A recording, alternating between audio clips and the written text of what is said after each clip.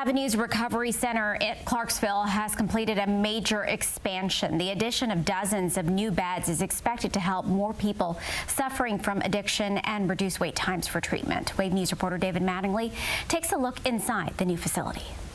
An announcement of 48 new beds may not sound like a big deal, but it is when you consider that those beds will be helping to save lives.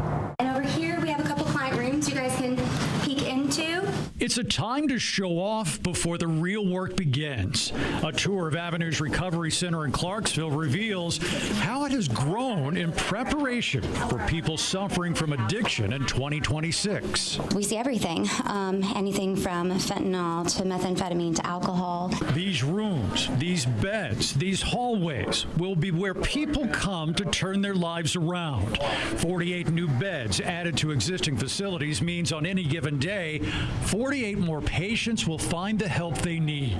This is especially significant for women. Statistically speaking, there's less beds for women. A lot of times women seek treatment less because of children or childcare concerns, pregnancy. A lot of places don't take women who are pregnant. We do to a certain gestation. We found one former patient who now works for Avenues. For years, Kristen Foster was homeless and addicted to meth. After getting arrested, she completed her recovery and eventually got hired. She's been on the job now for 3 years. And now I'm a homeowner, so I can't thank Avenues enough. And I come in here every day grateful and look forward to helping the next person. And these beds will be full in no time. New patients desperate to escape addiction and seeking recovery. Not everyone will find it.